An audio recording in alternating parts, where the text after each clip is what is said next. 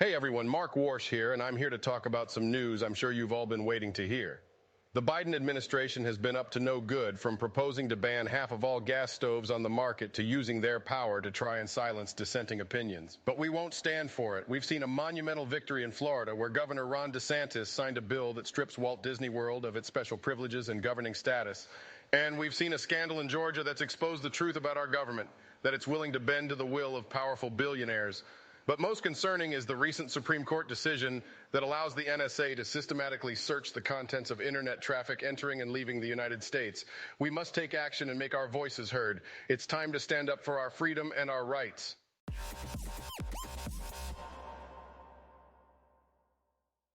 Thanks for joining us today. I'm here to talk about a shocking new rule recently proposed by the Biden administration. It's a proposal that could effectively ban half of all gas stoves on the U.S. market from being sold. A move that would have a huge impact on households and businesses across the country. The proposal was revealed in an Energy Department projection published earlier this month and caused an uproar in Washington. It all started when the Biden-appointed Consumer Product Safety Commissioner Richard Trumka Jr., the son of Democratic mega-donor and labor union boss Richard Trumka, suggested that a gas stove ban was on the table. But of course, the White House and the Consumer Product Safety Commission quickly walked back Trumka's statement, claiming that Biden doesn't support it. The plan was inspired by a December study that attributed 13% of U.S. childhood asthma cases to gas stove use, conducted by Colorado-based green energy nonprofit Rocky Mountain Institute, which has partnered with the Chinese government to engineer an economy-wide transformation away from oil and gas. According to the Energy Department's analysis, roughly half of all gas stoves on the U.S. market today would not meet its proposed cooking appliance efficiency regulations and therefore would not be eligible for purchase. It's clear this is an attempt by woke liberals to virtue signal their feeling at our expense, but it won't work. I hope some reputable sources start to check their work before we waste any more time on it.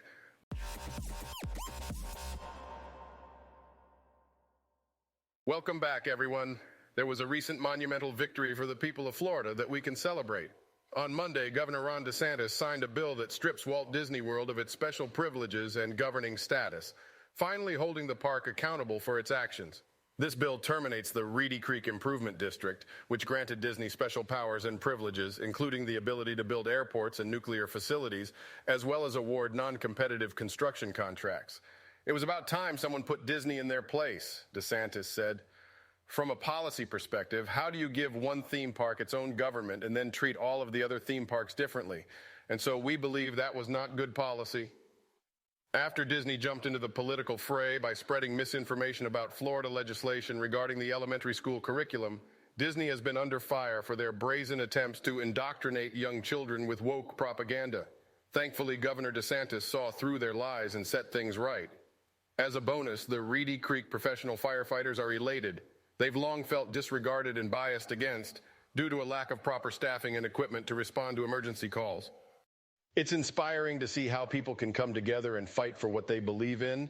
This is an example of how we can stand up to powerful corporations and take back what's rightfully ours.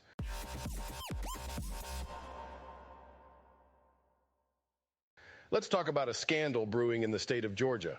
Former President Donald J. Trump has recently expressed his outrage at the reported $2 million donation to a Georgia elections board from a group linked to Mark Zuckerberg, CEO of Facebook Meta. Trump has called for an investigation into the donation due to its potential violation of the state ban on private funding, which was put into place after accusations of left-wing donors exerting influence over the 2020 elections. This is yet another example of left-wing billionaires attempting to buy their way into power. The watchdog group, the Honest Elections Project, has requested an investigation by the Georgia Attorney General, Secretary of State, and State Elections Board into the donation. This follows a $417 million donation by Zuckerberg, often referred to as Zuckerbux, to take over local election offices in key Democrat-occupied counties.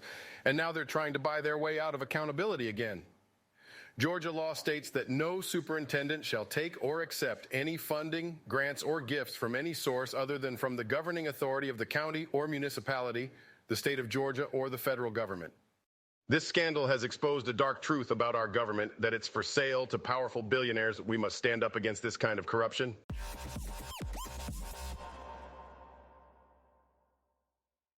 Hey everyone, Mark Warsh here, and I'm here to talk about a recent Supreme Court decision that should worry every American.